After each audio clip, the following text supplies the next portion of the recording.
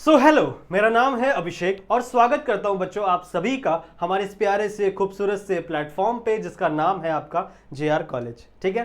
बच्चों कैसे हो आप सभी लोग? आई होप आप लोग एकदम बढ़िया होंगे, आप लोग की पढ़ाई एकदम बढ़िया चल रही होगी। ठीक है बच्चों। जैसा कि आपको पता है हमने हमारे इस प्लेटफॉर्म पे शुरू किए हैं 12th केमिस्ट्री के लेक्चर्स, सही है, जहां पर हम आप लोगों को सारे के सारे सब्जेक्ट्स पढ़ा रहे हैं। बाकी के सब्जेक्ट्स ऑलरेडी कंप्लीटेड है हमारे चैनल पर, तो कृपया करके अगर आपको फिजिक्स पढ़ना हो, अगर आपको बायोलॉजी पढ़ना हो, अगर आपको मैथ्स पढ़ना हो तो आप जा सकते हो हमारे प्लेलिस्ट सेक्शन में। वहाँ पर आपको प्लेलिस्ट मिल जाएगी हर एक सब्जेक्ट की, जिसमें हर एक चैप्टर ऑलरेडी कंप्लीटेड है, सही है। तो प्लीज़ जाकर उस प्लेलिस्ट को भी चेक करिएगा। केमिस्ट्री की बात करें बच्चों, आप लोगों को रेगुलरली लेक्चर्स मिल रहे होंगे। हम लोगों ने शुरू किया था एक बहुत ही इंपॉर्टेंट चैप्टर जिसका नाम क्या है बच्चों? योर 14th चैप्टर बायोमोलिक्यूल, सही है। इस चैप्टर में हम लोग पढ़ रहे हैं कार्बोहाइड्रेट्स के बारे में, हम पढ़ रहे हैं प्रोटीन्स के बारे में, हम पढ़ रहे हैं बच्चों अलग अलग न्यूक्लिक एसिड्स के बारे में, सही है। अभी तक सिर्फ शुरुआत ही हुई है चैप्टर की बच्चों, लेक्चर नंबर 8 आ गया है, पर मैं कहना चाहूँगा कि अभी तक हम लोग सिर्फ कार्बोहाइड्रेट को ही पढ़ रहे हैं, बिकॉज कार्बोहाइड्रेट बहुत ही बड़ा टॉपिक दिया हुआ आप लोग को। उसके बाद प्रोटीन को हमको पढ़ना है, and this is last lecture for carbohydrate. इसके बाद हम लोग प्रोटीन स्टार्ट करेंगे एंड हमें न्यूक्लिक एसिड भी पढ़ना है, सही है। आप लोगों को लग रहा होगा सर बहुत ज़्यादा खिंच गया है चैप्टर, आप स्लो पढ़ा रहे हो क्या? बच्चों ऐसा नहीं है, देखो जितनी भी चीज़ें आपकी बुक में दी गई है ना, मैं हर एक चीज़ पढ़ाने का ट्राई करता हूँ। मैं ऐसा नहीं चाहता कि भाई कुछ भी चीज़ आपकी रह जाए, छूट जाए, जिसकी वजह से आपको एग्जाम में कोई तकलीफ देखने के लिए मिले। So I am trying to do and to teach each and every topics. जितने भी टॉपिक्स आपकी बुक में दिए गए हैं मैं हर एक टॉपिक आपको पढ़ाने का ट्राई करता हूँ, सही है। ओके बच्चों, हम लोगों ने लास्ट वाले लेक्चर्स में आई गेस डाइसैकेराइड्स कंप्लीट किया था। मैंने आपको बताया था लैक्टोज का स्ट्रक्चर कैसा होता है, मैंने आपको माल्टोज का स्ट्रक्चर बताया था, मैंने आपको सुक्रोज का स्ट्रक्चर बताया था, सही है। सुक्रोज जो था वो ग्लूकोज प्लस फ्रुक्टोज से बनता था, फिर माल्टोज जो था वो ग्लूकोज प्लस ग्लूकोज से बनता था, फिर आपका जो लैक्टोज था वो ग्लूकोज प्लस गैलेक्टोज से बनता था। तो ये सारी बातें ऑलरेडी कर रखी है हम लोगों ने लास्ट वाले लेक्चर के अंदर। बच्चों इस लेक्चर में हम लोग शुरू करेंगे एक बहुत ही इंपॉर्टेंट सा टॉपिक जिसका नाम है पॉलीसैकेराइड, और टोटल 3 एक बहुत इंपॉर्टेंट पॉलीसैकेराइड्स को पढ़ेंगे। हम लोग सीखेंगे स्टार्च के बारे में, हम लोग सेलुलोज के बारे में सीखेंगे, ठीक है। तो बड़ी सारी बातें बच्चों हम लोग को इस लेक्चर के अंदर करनी है। आ जाओ स्टार्ट करते हैं। एक और बात आपको बता दूं कि अगर आपको कोई भी डाउट होता है बच्चों मेरे लेक्चर्स में, तो आप आ सकते हो मेरे इंस्टाग्राम पे, यहाँ पे, ठीक है, मेरे इंस्टाग्राम पे आ सकते हो आप बच्चे सभी। आप मुझे मैसेज कर सकते हो, अपने जो भी डाउट आपके हैं वो मुझ तक पहुंचा सकते हो। अगर आपको कोई फीडबैक देना है तो वो भी मुझे बता सकते हो, ठीक है। अगर आपको मेरे लेक्चर्स पसंद आते हैं तो वो भी आप मुझ तक मैसेज अपना पहुंचा सकते हो, चलेगा बच्चों, ठीक है। सो ये मेरा इंस्टाग्राम है, और ऐप डाउनलोड कर लेना हमारे प्लेस हमारे जेआर कॉलेज का, जेआर ट्यूटोरियल्स का, ठीक है। तो बच्चों ठीक है, इसी बात से हम लोग आगे बढ़ना चाहेंगे। चलो आ जाओ, let's move and let's try to study polysaccharides. अब पॉलीसैकेराइड मतलब क्या होते हैं बच्चों, ध्यान से सुनो। पॉलीसैकेराइड उन्हें कहा जाता है जिनके अंदर बहुत सारे मोनोमर्स की यूनिट जुड़ी हो, बहुत सारे, ठीक है, मोर देन 10 आप कह सकते हो, मोर देन 10, या फिर ऐसे लिखते हैं more than 10 number of monomers are linked together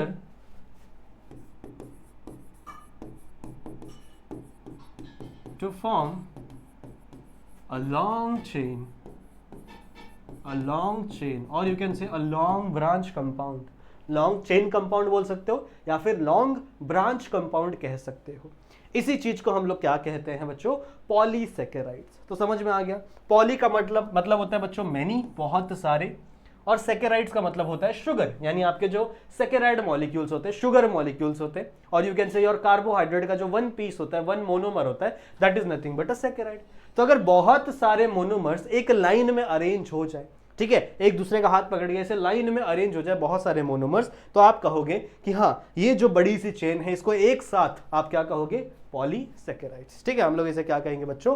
polysaccharides कहेंगे। आई होप आपको इतनी चीजें क्लियर होंगी। इन डेफिनेशंस को आपको अपने बुक में लिखना है, सारी चीजें आपकी बुक में होनी चाहिए, ठीक है, चलेगा। अब कौन कौन से पॉलीसैकेराइड हमें पढ़ने हैं? तो सबसे पहले हमें पढ़ना है बच्चों स्टार्च के बारे में। It is one of the important polysaccharide. सबसे पहले हम पढ़ेंगे स्टार्च के बारे में, ठीक है। नेक्स्ट हम लोग पढ़ेंगे बच्चों सेल्यूलोज के बारे में, एंड लास्ट हम लोग पढ़ेंगे बच्चों ग्लाइसिन के बारे में। ग्लाइसिन दिया कि ग्लाइकोजन दिया है? हाँ ग्लाइकोजन दिया, यस। ग्लाइसिन नहीं पढ़ना, सॉरी, हमें पढ़ना है ग्लाइकोजन के बारे में। एक्चुअल में ग्लाइकोजन के बारे में इतनी ज़्यादा इन्फॉर्मेशन दी नहीं गई आपकी बुक में, थोड़ी बहुत इन्फॉर्मेशन दी गई है, तो इस पे से ज़्यादा क्वेश्चन बनेंगे नहीं मेरे हिसाब से, ठीक है, अकॉर्डिंग टू मी, क्योंकि एक दो लाइन दी गई है आपके बुक में। सो ग्लाइकोजन के ऊपर ज़्यादा क्वेश्चंस नहीं बनेंगे।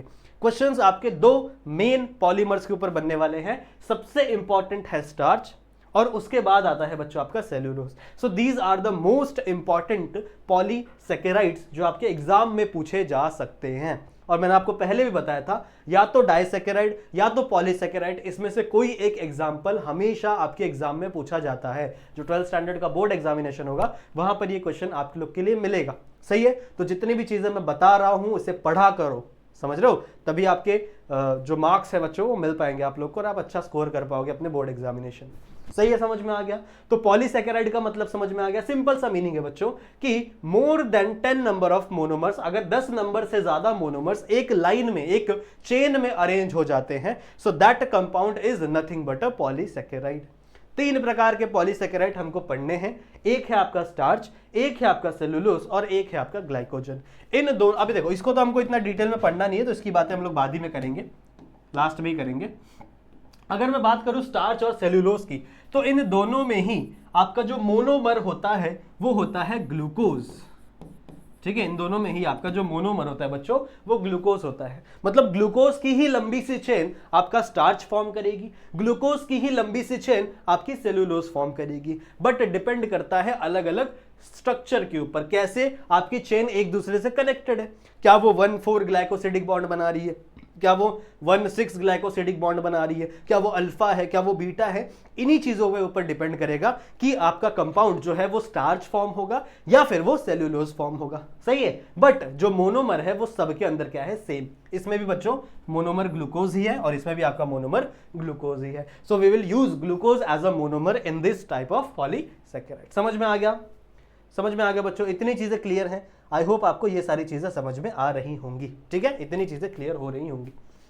ठीक है, तो इसी चीज को यहां पर वापस लिख दूं, मैं थोड़ा अच्छे से लिख दूं। सबसे पहले हम लोग को पढ़ना है स्टार्च, सही है। Second we have to study cellulose, and जो थर्ड थिंग है बच्चों वो है हमारी ग्लाइकोजन। सही है, सबसे ज्यादा हम लोग बात करेंगे स्टार्च के बारे में। अब देखो स्टार्च जो है, मैंने आपको बताया कि सब की सब ये और ये दोनों किससे बनी है बच्चों, ग्लूकोज की बनी है। बस ग्लूकोज की फॉर्म चेंज हो जाती है। ठीक है, बस ग्लूकोज की जो फॉर्म है वो चेंज हो जाती है। सही है, अब यहां पर जो आपका ग्लूकोज है वो दो अलग अलग कंपाउंड के फॉर्म में प्रेजेंट होगा। ठीक है, एक कंपाउंड है आपका अमाइलोज और दूसरा कंपाउंड है आपका अमाइलोपिक्टिन। समझ रहे हो, दो कंपाउंड है, एक है आपका अमाइलोज और एक है आपका amylopectin. Both the molecule are made up of glucose. दोनों ही मॉलिक्यूल किससे बने बच्चों, ग्लूकोज से ही बने हैं, बट इनके अंदर थोड़े से ब्रांचिंग में वेरिएशन आते हैं, जो मैं आपको स्ट्रक्चर बना के दिखाऊंगा, पढ़ाऊंगा, टेंशन मत लो। बट कुछ कुछ चीजें मैं आपको बताते हुए चल रहा हूं। जैसे स्टार्च की बात की, तो स्टार्च भी किससे बना हुआ है, ग्लूकोज से बना हुआ है, इसका मोनोमर ग्लूकोज ही है। ठीक है, पर दो प्रकार के ग्लूकोज है। एक टाइप के ग्लूकोज को हम लोग कहेंगे अमाइलोज, सिर्फ ब्रांचिंग डिफरेंस होगी बच्चों, और ज्यादा कोई डिफरेंस नहीं होता, ब्रांचिंग अलग होगी, जब मैं डायग्राम बनाऊंगा तो बताऊंगा। एक आपका ये है डिफरेंस, ठीक है, और एक आपका है बच्चों अमाइलोपिक्टिन। सही है, ये दो प्रकार के ग्लूकोज है। अब आपका जो अमाइलोज है ना बच्चों, अगर मैं इसकी बात करूं तो स्टार्च के अंदर ये प्रेजेंट होता है ऑलमोस्ट 15 to 20%। कितना, अगर मैं कंपोजिशन ऑफ स्टार्च की बात करूं तो उसके अंदर आपको अमाइलोज जो है वो 15 to 20% देखने के लिए मिलता है। वहीं अगर मैं अमाइलोपिक्टिन की बात करूं तो ये आपको 80 to 85% देखने के लिए मिलेगा। समझ रहे, ये आपको 80 to 85% देखने के लिए मिलेगा। बात समझ में आ गई? तो ज्यादा कॉन्सेंट्रेशन अमाइलोपिक्टिन की है, थोड़ी सी कॉन्सेंट्रेशन अमाइलोज की है। बहुत अच्छी बात है। अगर मैं सेल्यूलोज की बात करूं तो बच्चों ये भी बना हुआ है ग्लूकोज से ही। सही है, यहां पे जो ग्लूकोज यूज होता है वो बीटा ग्लूकोज यूज होता है, यहां पे अल्फा ग्लूकोज यूज होता है। बात करेंगे इसके बारे में भी। तो ग्लूकोज की भी हम लोग आगे चल के बात करेंगे। इसके अंदर कोई दूसरा स्ट्रक्चर नहीं है, इसमें सिर्फ ग्लूकोज की ही लिंकेज है। जैसे ग्लूकोज फिर ग्लूकोज, फिर ऐसे ग्लूकोज, फिर ऐसे ग्लूकोज, ऐसे बड़ा सा चेन क्या हो जाएगा, ग्लूकोज का फॉर्म होगा। और जहां से आपका ब्रांचिंग फॉर्म होगी, चेन फॉर्म होगा, वो आपका सेलुलोज बनेगा। बात समझ में आ रही है? बात समझ में आ रही, समझ में आई बच्चों? थोड़ी बहुत बात समझ में आ गई, बहुत अच्छी बात है। ठीक है, अब हम लोग बात करते हैं बच्चों इसके यूजेस के बारे में। स्टार्च कहाँ पे यूज होता है? देखो आप लोगों ने मेरे साथ बायोलॉजी भी पढ़ी है, तो मैं आपको थोड़ा बायोलॉजिकल पॉइंट ऑफ व्यू से भी बताऊंगा कि आखिरकार स्टार्च यूज कहाँ होता है, आपका सेलुलोज यूज कहाँ होता है, ग्लाइकोजन यूज कहाँ होता है। सुनो ध्यान से सुनो। अगर मैं बात करूं सबसे पहले स्टार्च की, सुनो ध्यान से सुनो, स्टार्च की बात कर रहा हूं मैं।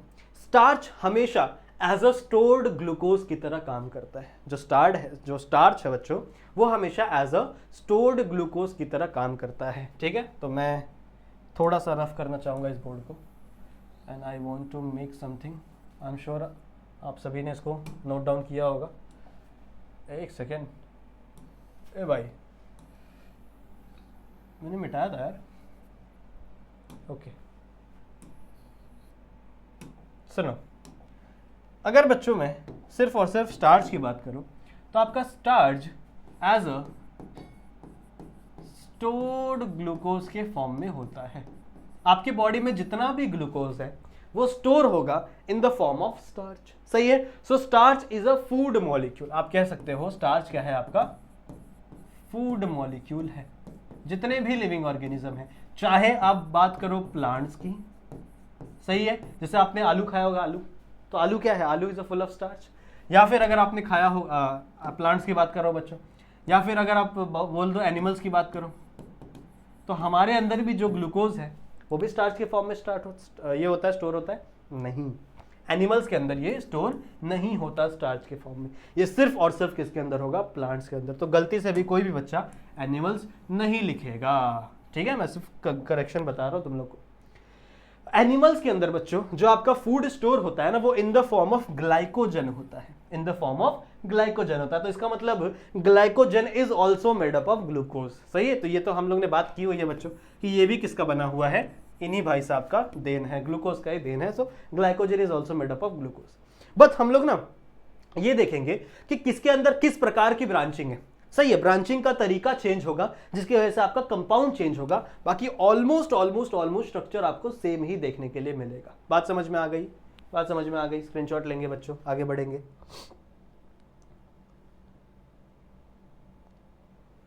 समझ में आ गई? ठीक है, एक और आपको बात बताना चाहता हूं, चलो आगे बढ़ते हैं। Now let's start with the starch. क्या क्या पॉइंट हमें पता है स्टार्च के बारे में? कौन कौन सी पॉइंट हमें पता है बच्चों? स्टार्च इज अ पॉलीमर, ठीक है, और यू कैन से पॉलीसैकेराइड। पॉलीमर से अच्छा आप लिखो पॉलीसैकेराइड, एंड द मोनोमर, और यू कैन से मोनोसैकेराइड।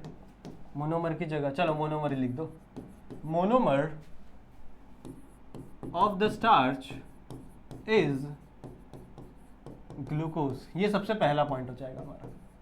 ये किससे बना हुआ है? ग्लूकोज से बना हुआ है। अगर मैं स्पेसिफिकली बात करूं, स्पेसिफिकली थोड़ा स्पेसिफिक हो जाऊं, सिर्फ ग्लूकोज नहीं, it is made up of alpha D glucose. किसका बना हुआ है बच्चों? Alpha D glucose. You know what is mean by alpha? अगर अल्फा प्रेजेंट है तो कार्बन नंबर 1 पे जो OH होगा वो नीचे प्रेजेंट होगा। अगर बीटा होता तो कार्बन नंबर 1 पे जो OH होता वो ऊपर प्रेजेंट होता। That is the difference, you know. सही बात है। So it is made up of alpha D glucose. There are 2 units. ध्यान से सुनो, दूसरा point, there are 2 units in starch. 2 unit है बच्चों स्टार्च में। कौन कौन सी? वेज। कौन कौन सी? एक है बच्चों आपकी amylose, amylose and amylopectin, and amylopectin. Spelling check कर लेना, अगर गलत हो जाती है मेरी बच्चों तो माफ कर दिया करो। ठीक है। So starch is polysaccharide and has the monomer of starch is alpha D glucose. ये लाइन बहुत ज्यादा इंपॉर्टेंट है, प्लीज मार्क इट। उसके बाद there are 2 units in the starch. Starch के बच्चों अंदर 2 यूनिट है। एक है बच्चों आपका अमाइलोज और एक है आपका अमाइलोपेक्टिन। अगर मैं कॉन्स्टिट्यूएंट की बात करूं, मतलब कौन कितना प्रेजेंट है, सही है, कॉन्सेंट्रेशन की बात करूं, तो आज आपका जो अमाइलोज है, amylose is 15 to 20% of all starch and amylopectin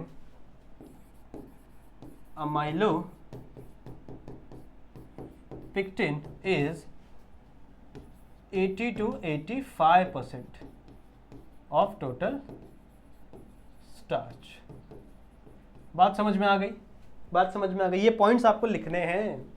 जब आप एग्जाम में आपको स्टार्च का टॉपिक पूछा जाएगा ना, तो डायग्राम तो बनाना है, वो तो मैं आपको सिखाऊंगा ही, बट ये पॉइंट्स आपको पता होनी चाहिए। जितनी चीजें मैं आपको बता रहा हूँ, लिखा के दे रहा हूँ, ये आपको पता होनी चाहिए। सही है? तो क्या क्या बोला मैंने? Starch is a polysaccharide, read करो इसे। Starch is a polysaccharide and the monomer of the starch is alpha D glucose. बहुत अच्छी बात है। जो आपका स्टार्च है बच्चों, वो दो अलग अलग यूनिट से जुड़ के बना हुआ है। कौन कौन सी यूनिट है? एक आपका अमाइलोज है और दूसरा आपका अमाइलोपेक्टिन है। सही है? Amylose is 50 to 20%। अगर मैं अमाइलोज की बात करूं तो पूरे स्टार्च में सिर्फ 15 से 20% आपका अमाइलोज रहता है, और वहीं मैं अगर बात करूं अमाइलोपेक्टिन की, तो ये रहता है बच्चों ऑलमोस्ट 18 to 85%। ठीक है? कितना रहता है ये? 18 to 85%। सही बात है। सो वीडियो को पॉज कर लो और इतना नोट डाउन कर लो, और भी कुछ लिखाना है मेरे को। Please pause the video and note it down, please please please. ठीक है, लिख लिया? चलो, now I will rub this. इसको मिटाऊंगा। और भी कई सारी बातें हैं बच्चों जो हमारे लिए जाननी बहुत महत्वपूर्ण है। आगे क्या जानना है बच्चों हम लोग को? देखो, चौथा पॉइंट था on iodine test. On iodine test, जब आप आयोडीन टेस्ट करोगे तो जो आपका अमाइलोज है, जो आपका अमाइलोज है, दैट गिव्स ब्लू कलर। कौन सा कलर देता है बच्चों? वो ब्लू कलर देता है। जब आप आयोडीन टेस्ट करोगे, मतलब अगर आप अमाइलोज में आयोडीन डालोगे, आयोडीन सॉल्यूशन डालोगे, तो आपको ब्लू कलर का कंपाउंड देखने के लिए मिलेगा। एंड और अमाइलोपेक्टिन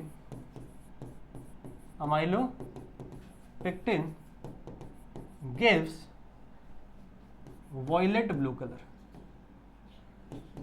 violet blue color। इतनी बात क्लियर है?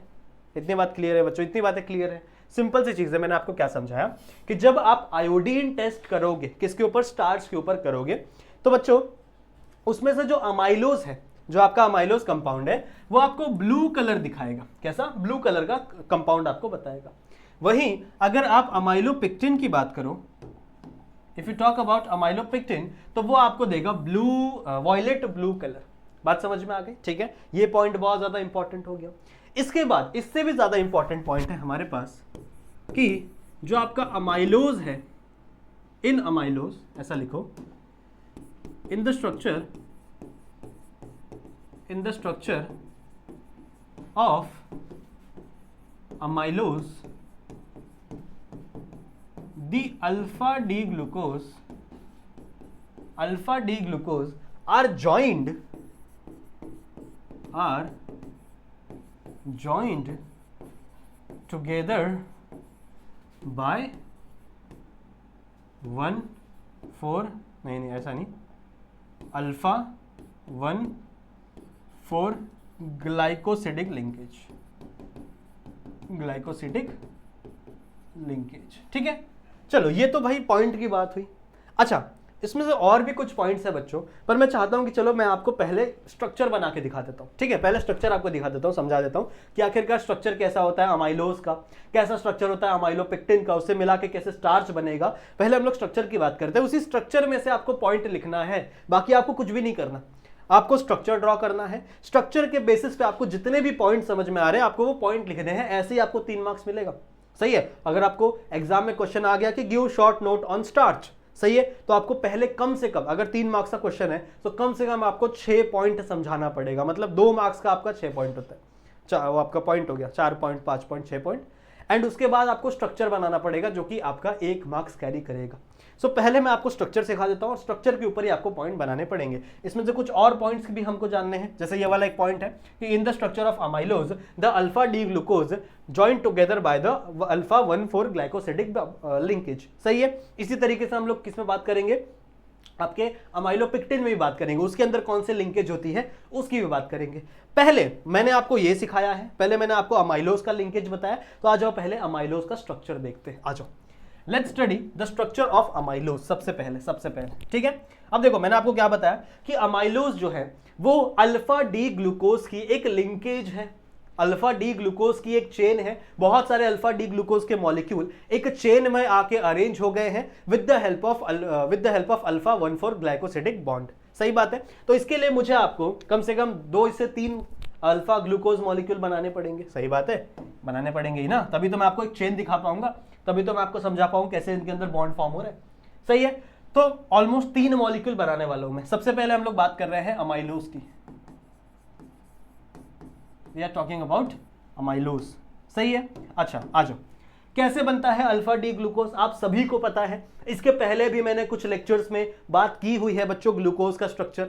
सही है। तो ग्लूकोज का अल्फा डी स्ट्रक्चर हम लोग बना रहे हैं, कैसे बनेगा देखो, यहां पे ये एक ऑक्सीजन, अलग अलग कलर नहीं चाहिए, देखो यहां पे ये इधर एक ऑक्सीजन रहेगा, कुछ ऐसा ऐसा, यहां पे और कुछ इस तरीके का। सही है। ये हम लोग एक नॉर्मल सा फ्रेमवर्क बना रहे हैं। उसके बाद यहाँ पे एक लाइन होगा, यहाँ पे एक लाइन होगा, यहाँ पे और यहाँ पर एक लाइन होगा। सही बात है। फिर हम लोग क्या बना रहे हैं बच्चों, alpha D glucose. We are trying to make यहाँ लिख दूं अल्फा डी ग्लूकोज। अब मुझे आप लोग बताओ कि अल्फा ग्लूकोज के अंदर जो आपका फर्स्ट कार्बन पे OH ग्रुप रहेगा, this is the carbon number 1, mark कर लो, ये आपका कार्बन नंबर 1, ये carbon number 2, this is carbon number 3, carbon number 4, 5 और यहाँ पे ऊपर रहता है 6। सही है। अब मुझे एक बात बताओ बच्चों कि आपका जो सबसे पहला OH ग्रुप रहेगा वो कहां पर अटैच होगा, अगर मैं अल्फा की बात कर रहा हूं तो डाउनवर्ड साइड अटैच होगा। तो यहाँ पे इसका OH ग्रुप यहाँ पे अटैच होगा और यहाँ पे क्या रहेगा बच्चों आपका हाइड्रोजन। सिमिलरली यहाँ पे OH, यहाँ पे H, फिर यहाँ पे OH, यहाँ पे H, फिर इस पोजीशन पे OH, यहाँ पे H, यहाँ पे आपका होता है C2OH और यहाँ पे आपका H। ये स्ट्रक्चर मैंने आपको कई बार सिखाया है, मैंने आपको कई बार बनाना सिखाया है कि how can you make this structure. सही है। मैंने फ्रेशर प्रोजेक्शन में बताया था, हैवॉर्थ प्रोजेक्शन बताया था, ये हैवॉर्थ प्रोजेक्शन ही है ना।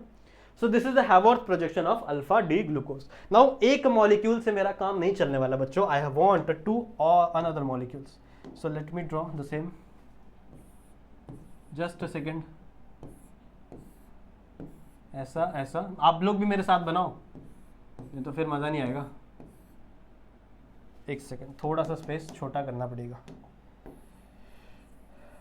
स्पेस की कमी है, क्या करें बच्चों। ऐसा ऐसा, फिर यहां पे भी ओके। ये आपका नॉर्मल सा फ्रेमवर्क।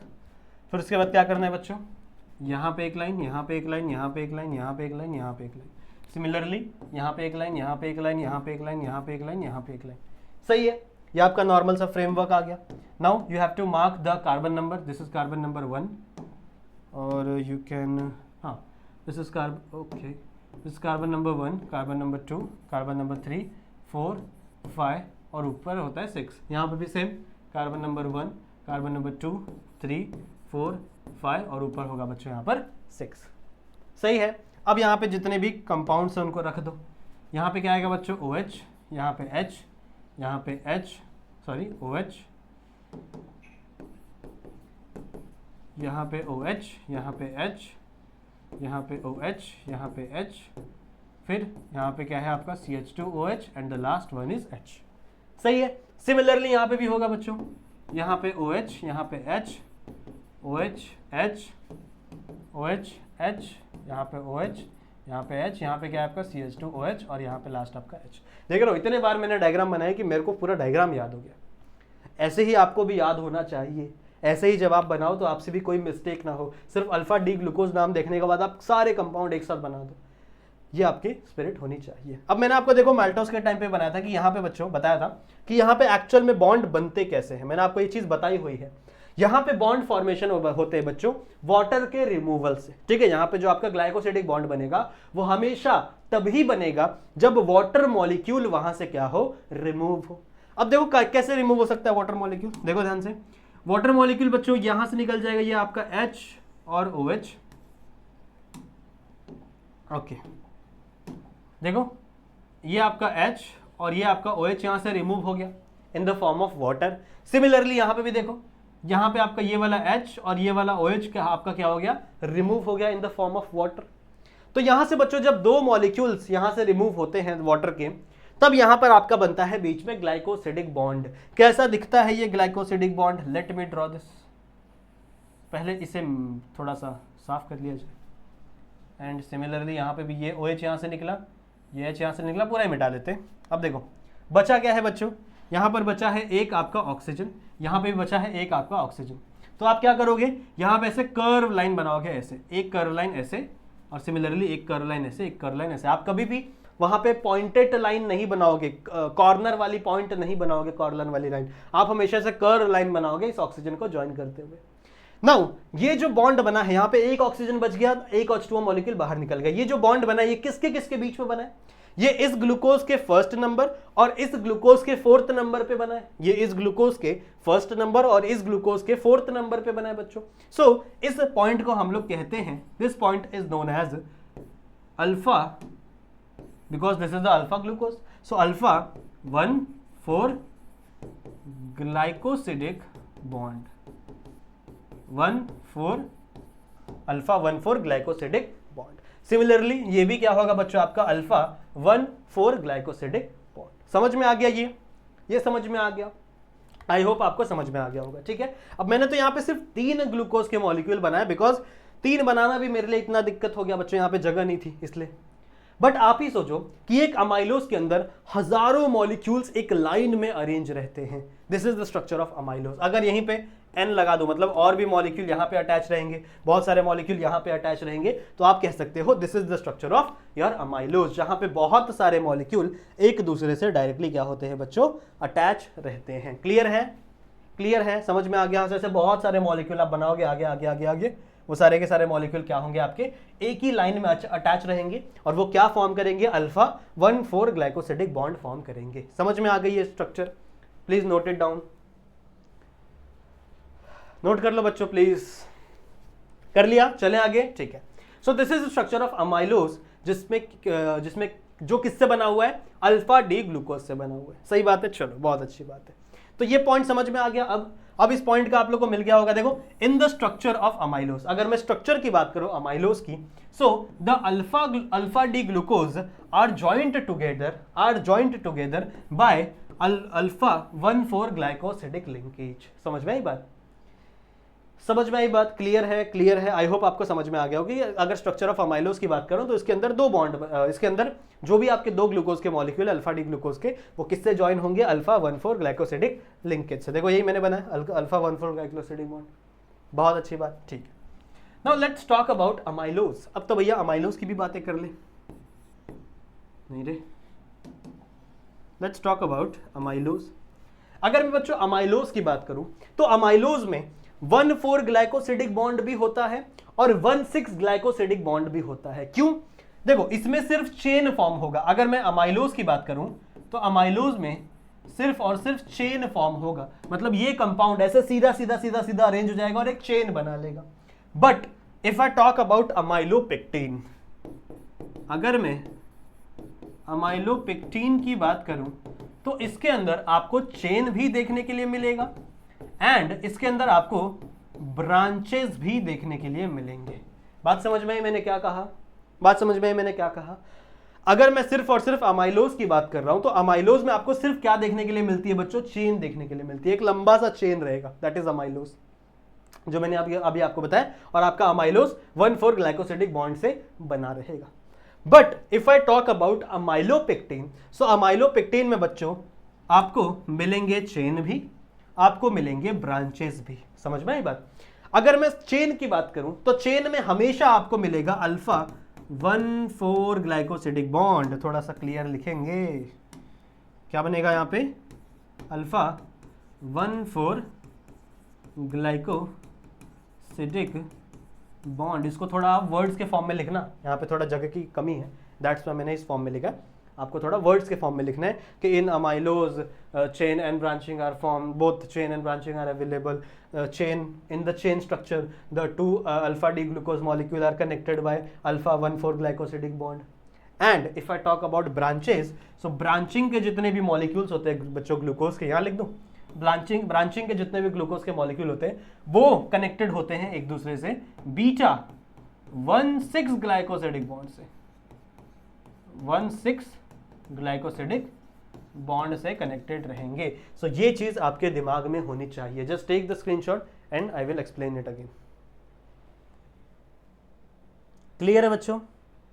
क्लियर है, समझ में आ गया? आई होप इतनी चीज आपको समझ में आ गई होगी। बहुत ही सिंपल चीज मैंने आपको बताई है कि ये देखो, ये सब चीजें तो मैंने आप लोगों को ऑलरेडी बता दी थी।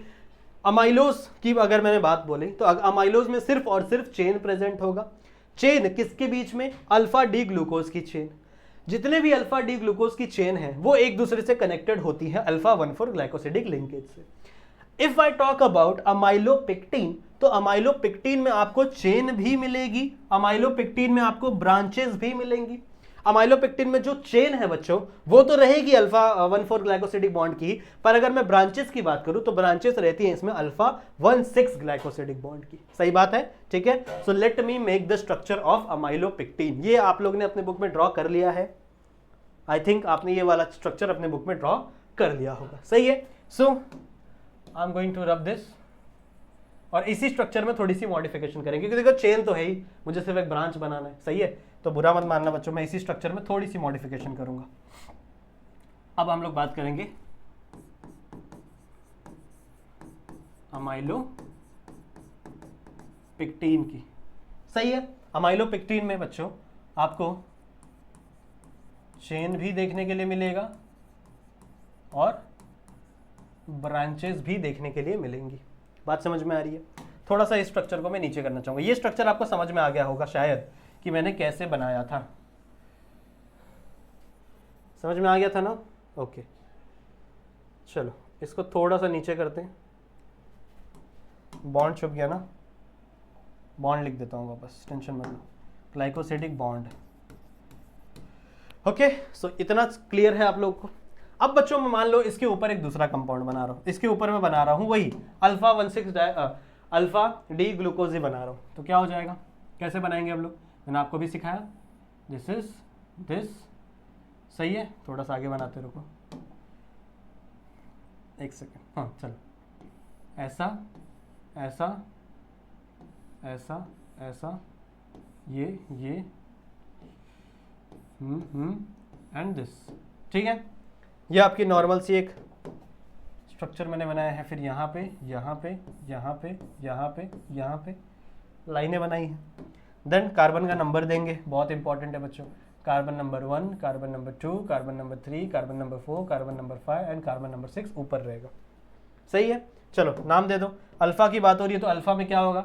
यहाँ पर OH होगा और यहाँ पे H होगा, यहाँ पर OH होगा, यहाँ पर H होगा, यहाँ पर आपका यहाँ पर सिर्फ H रहेगा ना, यहाँ पर आपका H होगा, यहाँ पर OH होगा, यहाँ पर OH होगा, यहाँ पर H होगा, यहाँ पे होगा आपका CH2OH और यहाँ पे होगा बच्चों आपका H। So this is the compound. थोड़ा सा कंजेस्टेड बना है, थोड़ी सी खिचड़ी हो गई है, बट आई नो जो बच्चा समझ रहा है उसको समझ में आएगा। ठीक है, so this is one molecule of your glucose. अब अगर आप ध्यान से देखो बच्चों, ये है आपका carbon number 1 and this is the carbon number 6। अगर मैं थोड़ा इसको क्लियर बनाऊं, रुको, अगर मैं थोड़ा इसको क्लियर बनाऊं तो ये है बच्चों आपका CH2OH। सही है, और ये है बच्चों आपका कार्बन नंबर 6। ये कार्बन नंबर 5 था, ये कार्बन नंबर 6 है। अब अगर आप देखो तो इसके पास भी OH है, इसके पास भी OH है कार्बन नंबर 1 के पास। तो होता क्या है, यहां पे कार्बन नंबर 1 और कार्बन नंबर 6 के बीच में बॉन्ड बनेगा। किसके बीच में? कार्बन नंबर 1 और कार्बन नंबर 6 के बीच में। कैसे? देखो देखो ध्यान से देखो, इसके पास भी हाइड्रोजन है बच्चों, हाँ इसके पास भी हाइड्रोजन है बच्चों, और इसके पास OH है। सही है, ये अल्कोहल है ना, इसके पास OH है, इसके पास हाइड्रोजन है, तो H और OH यहां से निकल गए इन the form of water, in the form of पानी। यहां से क्या हो गया H, ये वाला OH और ये वाला H क्या हो गया, यहां से बाहर हो गया, सही है। और जो बचा हुआ ऑक्सीजन है, ये ऑक्सीजन कनेक्ट हो जाएगा बच्चों किससे, इस वाले कार्बन से। ये जो CH2 वाला कार्बन था ना, इस कार्बन से, मतलब 6th नंबर वाले कार्बन से आपका ये ऑक्सीजन क्या हो जाएगा, अटैच हो जाएगा। यहां से भी वाटर रिमूव करके हम लोग ने बॉन्ड बनाया है। So this bond is also known as glycosidic bond. लेकिन ये किसके किसके बीच में बना है, कार्बन नंबर 1 और कार्बन नंबर 6 के बीच में, और ये अल्फा ग्लूकोज थे, तो इनका नाम हो जाएगा बच्चों, let me change the colour, इनका नाम हो जाएगा बच्चों अल्फा 1,6 ग्लाइकोसिडिक बॉन्ड। समझ में आ गया, इनका नाम क्या हो जाएगा, अल्फा 1,6 ग्लाइकोसिडिक बॉन्ड। सही बात है, ये स्ट्रक्चर हो गया आपका अमाइलोपेक्टिन। अब आप बोलोगे सर अमाइलोज के अंदर अगर आप खाली ये जोड़ दो तो अमाइलोपेक्टिन बनेगा, नहीं नहीं बच्चों, ये भी अमाइलोपेक्टिन है, ये भी अमाइलोपेक्टिन है। मैंने सिर्फ स्ट्रक्चर वापस नहीं बनाया, मैंने सिर्फ आपको थोड़ा सा चालबाजी की मैंने, बट अब अगर आप बनाओगे एग्जाम में तो आपको अमाइलोज का स्ट्रक्चर अलग बनाना पड़ेगा, अमाइलोपेक्टिन का स्ट्रक्चर अलग बनाना पड़ेगा। सिर्फ अगर चेन रहेगा, सिर्फ चेन अगर आप बनाओगे तो उसे आप क्या कहोगे, अमाइलोज। बट अगर आप चेन भी बनाओगे, अगर आप ब्रांच भी बनाओगे तो इसे आप कहोगे अमाइलोपेक्टिन। और इन दोनों को मिलाकर बच्चों बनता है आपका starch. This is not starch, this is only amylopectin. आपको एक अमाइलोज की भी चेन लगेगी, लंबी वाली चेन, जो इसके पहले मैंने बनाई थी, जो ये वाली थी, बट इसको मैंने यूज कर लिया अमाइलोपेक्टिन में। तो समझ रहे हो क्या बोल रहा हूं मैं, अमाइलोपेक्टिन में चेन भी होती है, ब्रांच भी होती है, और अमाइलोज में सिर्फ और सिर्फ चेन होती है। सो अगर आप उन दोनों को मिक्स कर दोगे देन आपको क्या मिलेगा, स्टार्च। सही है, समझ में आ गया, क्लियर है। चलो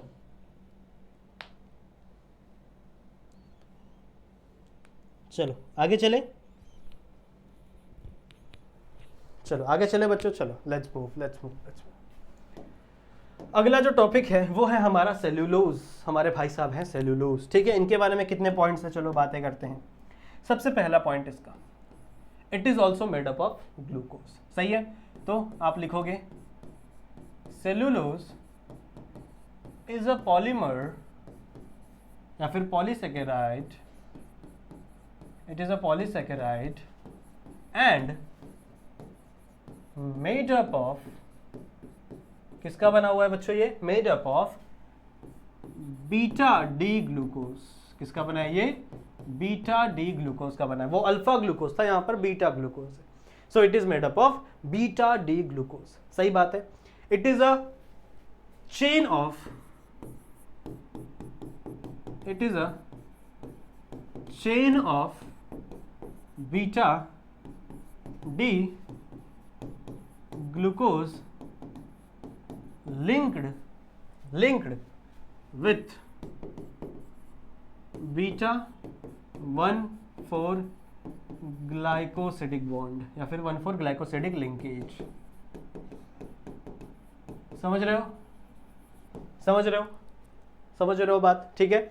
अब देखो ये है बच्चों आपका बीटा डी ग्लूकोज, तो इसके अंदर भी 1,4 वाला ही बॉन्ड बनेगा, बट ये बीटा है तो इसका नाम क्या रहेगा बच्चों, बीटा 1,4 ग्लाइकोसिडिक लिंकेज। इसका नाम क्या रहेगा, बीटा 1,4 ग्लाइकोसिडिक लिंकेज। बात समझ में आ रही है। नाउ सेल्यूलोज बहुत ही ज्यादा स्ट्रांग होता है, तुमको पता है। एक्चुअली में हमारे बॉडी के अंदर ऐसा कोई भी एंजाइम नहीं है जो इस सेल्यूलोज को तोड़ सके। समझ रहे हो, सेल्यूलोज को तोड़ने के लिए बच्चों हमारे पास कोई भी एंजाइम नहीं है। So actually humans can not digest cellulose, ये आपको लिखना पड़ेगा, ये बहुत इंपॉर्टेंट पॉइंट है, इससे आप मुंह नहीं मोड़ सकते। ह्यूमंस और animals can not digest cellulose as the linkage is really strong, as the linkage between them, as the linkage between them is really strong, is really strong। समझ में आ गया, समझ में आ गया बच्चों, ठीक है। आई होप आपको इतनी चीजें क्लियर हैं, और कोई पॉइंट तो मुझे नहीं लगता इंपॉर्टेंट। अच्छा, सेलुलोज का यूजेस क्या है। सेलुलोज बच्चों हमारे जो सेल मेम्ब्रेन है उसे बनाने में काम आती है। तो हमारा जो सेल मेम्ब्रेन है, लिख दो जो सेल मेम्ब्रेन है उसे बनाने में आपकी सेलुलोज काम आती है। बहुत अच्छी बात है। Now is there any more uses? Let me check. Chemical hydrolysis of cellulose require use of concentration acid. अच्छा, यही बोल रहे हैं कि अगर आपको सेलुलोज का हाइड्रोलिसिस करना, मतलब तोड़ना है, सेलुलोज को तोड़ना है, तो you required very high temperature, very high pressure. आपको बहुत ज़्यादा टेम्परेचर चाहिए, आपको बहुत ज़्यादा प्रेशर चाहिए, तभी आप सेलुलोज को तोड़ सकते हो। और इतना टेम्परेचर, इतना प्रेशर हमारे बॉडी में नहीं होता बच्चों। That's why we can not break. समझ रहे हो? It is very strong, it is very strong. Any other thing? I don't know any other thing is present, so let's go for the structure. I hope इतनी चीजें clear हो गई हैं बच्चों। Please note it down, please note it down. हो गया, हो गया, चले आगे। Now let's go to the structure. अब हमें स्ट्रक्चर बनाने हैं, ठीक है। मैंने आपको जैसा बताया कि आपका जो सेलुलोज है, it is a chain of beta D glucose. तो बहुत सारे बीटा डी ग्लूकोज होंगे और उन सारे बीटा डी ग्लूकोज ने एक दूसरे का हाथ पकड़ा हुआ है, एक दूसरे के साथ बॉन्ड बनाया हुआ है, लिंकेज बनाया हुआ है। So I am making one of the beta. मैं आपको सिर्फ तीन बना के दिखा सकता हूं ज्यादा से ज्यादा, एंड वो एक चेन में अरेंज है। सही बात है। आ जाओ देखते हैं कैसा स्ट्रक्चर है, कैसे बनाना है। सबसे पहले बच्चों, बाकी सारे प्रोसेस सेम है, खाली OH ऊपर नीचे होता है ना, बाकी सारे प्रोसेस सेम है बीटा में, अल्फा में। एक मैंने यहाँ पे बनाया, पहले तीनों बना लेते हैं। एक मैंने यहाँ पे बनाया एंड एक यहाँ पे बनाया। सही है। What we are making? We are making beta D glucose, और you can say we are making cellulose. सही है। Okay, let's do this.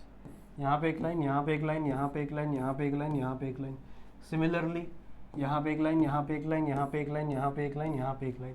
Similarly यहाँ पे एक लाइन, ए भाई सही बनाओ। यहाँ पे एक लाइन, यहाँ पे एक लाइन, यहाँ पे एक लाइन, यहाँ पे एक लाइन, यहाँ पे एक लाइन। सही है बच्चों। कार्बन नंबर देना बहुत इंपॉर्टेंट है, कार्बन नंबर देना बहुत इंपॉर्टेंट है। This is carbon number 1, carbon number 2, carbon number 3, carbon number 4, carbon number 5 और कार्बन नंबर 6 ऊपर रहेगा। सिमिलरली यहाँ पे भी कार्बन नंबर 1, कार्बन नंबर 2, 3, 4, 5 और 6 ऊपर है। बोर हो जाता हूँ बनाते बनाते। कार्बन नंबर 1, 2, 3, 4, 5 एंड यहाँ पे 6 आपका ऊपर। नाउ अब ये तो हो गया, ये तो फ्रेम हो गया बच्चों, जो हम लोग इतने समय से बना रहे हैं। ये तो हो गई मेन चीज। नाउ अब मेन चीज शुरू होती है। सुनो, अब यहाँ पे आपको देना है, बनाना है बीटा। बीटा में जो आपका OH रहेगा वो कहाँ रहता है? वो हमेशा ऊपर रहेगा। बीटा में आपका OH हमेशा ऊपर रहेगा। कौन सा? कार्बन नंबर 1 का। सो कार्बन नंबर 1 का OH आप कहाँ बनाओगे? हमेशा ऊपर।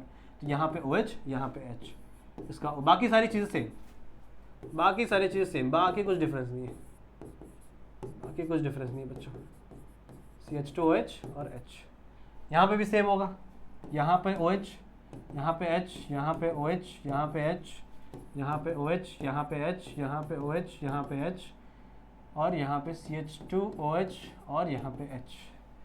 सही है, बढ़िया है। ओके, यहाँ पे OH, यहाँ पे H, यहाँ पे OH, यहाँ पे H, यहाँ पे OH, यहाँ पे H, यहाँ पे OH, रुको, यहाँ पे OH, यहाँ पे H, फिर यहाँ पे आपका CH2OH और यहाँ पे आपका H।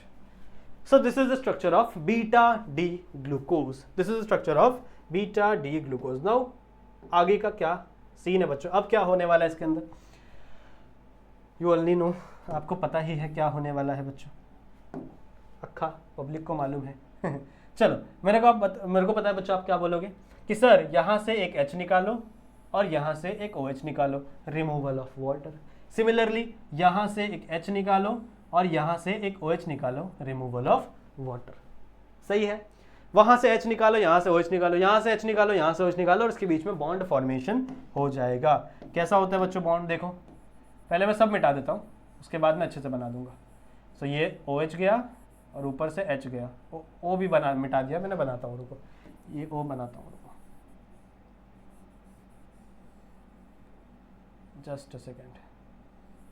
ओके, तो क्या क्या बचा है बच्चों? यहाँ पर एक O बचा है, यहाँ पर एक O बचा है। तो कैसे लिखना है इसको? हमेशा ऐसे कर्व लाइन बनाना है, बीच में ओ बनाना है और ऐसे आके से कर्व लाइन बनाना है। कभी भी आप ऐसे पॉइंटर लाइन नहीं बनाओगे, मैंने पहले भी बोला है, ऐसे पॉइंटर लाइन नहीं बनाओगे। इस पॉइंटर लाइन का मतलब होता है बच्चों आपने बना दिया कॉर्नर, और अगर कॉर्नर दिख रहा है इसका मतलब यहां पर क्या है, यहां पर कार्बन है। इस कॉर्नर का मतलब है बच्चों यहां पर कार्बन, बट एक्चुअल में वहां पर कोई भी कार्बन नहीं होता। सही है, एक्चुअल में यहां पर कोई भी कार्बन नहीं होता। तो आप कभी भी इसको ऐसे कर्व, ऐसे कॉर्नर से नहीं दिखाओगे, ऐसे कर्व से दिखाओगे। सो ओ यहां पर, सिमिलरली ऐसे कर्व दिखाओ, यहां पे ओ और ऐसे कर्व दिखाओ। ये मैंने थोड़ा पास पास बना दिया था इसलिए कर्व थोड़ा ज्यादा हो गया, बट इतना भी कर्व मत दिखा देना, ऐसे आपको कर्व से दिखाना है। सही बात है। नाउ सुनो ध्यान से। अब आपको पता है बच्चों कि यहां पर जो बॉन्ड बन रहा है वो कार्बन नंबर 1 और कार्बन नंबर 4 के साथ बन रहा है। यहां पर भी जो कार्बन नंबर 1 और कार्बन नंबर 4 के साथ बॉन्ड बन रहा है। सो इसका नाम क्या होगा, इस लिंकेज का नाम क्या होगा? बहुत ही सिंपल, बीटा ग्लूकोज है तो सबसे पहले नाम दो बीटा। किसके बीच में बन रहा है? 1 और 4 के बीच में। पहले 1 आता है कि 4? पहले 4 आता है ना, सॉरी पहले 1 आता है ना, सॉरी। यहां पे 1 आया, 4 आया। कौन सी लिंकेज है? इट इज ग्लाइकोसिडिक लिंकेज, और यू कैन से ग्लाइकोसिडिक बॉन्ड। क्लियर हो गया? Note it down, note it down बच्चों, कर लेंगे नोट। समझ में आ गया? ठीक है, क्लियर है, ओके। सेलुलोज भी आपका क्लियर है। ये नोट किया था कि नहीं? ये लिखा था कि नहीं अपने बुक में? फटाफट फटाफट फटाफट फटाफट, no time no time no time. चलो आगे बढ़ते हैं। Now the last topic is glycogen. अब देखो ग्लाइकोजन के बारे में ज्यादा कुछ डिटेल डिस्कस किया नहीं है आपकी बुक ने। आपकी बुक ने क्या कहा है वो मैं आपको बता देता हूँ। एक्चुअली कौन सा कलर से लिखे? ब्लू कलर ले। एक्चुअली बच्चों this glycogen is also a branch structure, it is also polysaccharide. लिखेंगे आप glycogen is a polysaccharide and made up of branch, made up of glucose, glucose से ही बना हुआ है ये। ठीक है, किसका बना है ये? ग्लूकोज का ही बना हुआ है। बहुत अच्छी बात है। नाउ नेक्स्ट पॉइंट बच्चों, ये भी ब्रांच स्ट्रक्चर है, same to same like amylose. देखो अमाइलोज भी ब्रांच स्ट्रक्चर था, पर अमाइलोज से भी ज्यादा ब्रांचेस होती हैं किसके पास? आपके ग्लाइकोजन के पास।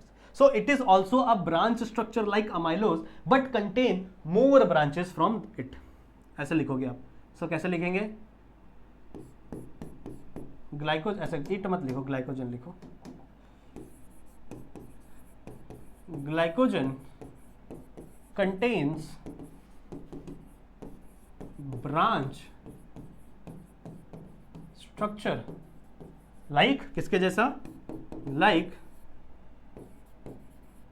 amylopectin, but the branching is more। समझ में आई बात? इतना ही इंपॉर्टेंट है बस, कुछ नहीं, इससे ज्यादा कुछ नहीं। इट इज हाईली ब्रांच, या फिर ऐसे भी लिख सकते हो, it is highly branch. Same चीज है जो मैंने तुम लोगों को बताई, हाईली ब्रांच। क्लियर है? क्लियर है बच्चों? ठीक है, समझ में आ गया। तो बच्चों आई होप आप लोग को ये लेक्चर समझ में आया होगा। 48 मिनट का लेक्चर बन गया। आप लोगों को सारे स्ट्रक्चर बताते बताते, इसका स्ट्रक्चर नहीं पढ़ना है, पहले ही बता देता हूँ, इसका स्ट्रक्चर नहीं है आप लोगों को। सही है, तो बहुत अच्छी बात है, खुश रहो, अच्छी बात है। और ये आता भी नहीं जल्दी एग्जाम में। ग्लाइकोजन वो फूड है जो हमारे बॉडी में स्टोर होता है। सही बात है, ठीक है। सो बच्चों आई होप आप लोगों को ये लेक्चर पसंद आया होगा। जितनी भी चीज़ें मैंने समझाई हैं, सिखाई हैं, पढ़ाई हैं, बताई हैं, वो आपको समझ में आई होंगी। ठीक है, सो प्रैक्टिस करते रहो, जितना भी मेरे तरफ से हो सकता है बच्चों मैं आपको बताऊंगा, सिखाऊंगा। सही है, जो भी चीज़ मेरे तरफ से हो सकती है मैं सब कुछ आपको बताने की कोशिश करूंगा। इसके बाद अगले लेक्चर से बच्चों हम लोग प्रोटीन शुरू करेंगे। सही है, तो प्रोटीन में भी हम लोग अमाइनो एसिड्स के बारे में पढ़ेंगे, कितने अमाइनो एसिड्स हैं, कितने एसेंशियल हैं, कितने नॉन एसेंशियल हैं, फिर प्रोटीन्स के टाइप कौन कौन से होते हैं, सिंपल प्रोटीन, कॉम्प्लेक्स प्रोटीन, सही है, प्राइमरी प्रोटीन, टर्शरी प्रोटीन। सो बड़ी सारी चीज़ें हैं आगे पढ़ने के लिए भी। उसके बाद हम लोग न्यूक्लिक एसिड पे भी जाएंगे। सही है, सो आई होप बच्चों आप लोग को आज का ये लेक्चर जो है वो समझ में आया होगा, जितनी भी चीज़ें मैंने समझाई वो समझ में आई होंगी। बाकी वीडियो को शेयर ज़रूर से कर देना अपने दोस्तों के साथ, वीडियो को लाइक ज़रूर से कर देंगे। अगर आप नए हैं हमारे चैनल पे तो चैनल को सब्सक्राइब ज़रूर से कर देंगे बच्चों। मैं मिलता हूँ आप सभी से एक नई वीडियो में, एक दूसरी वीडियो में। तब तक आप अपना ध्यान रखना, ठीक है, and keep studying. Bye bye.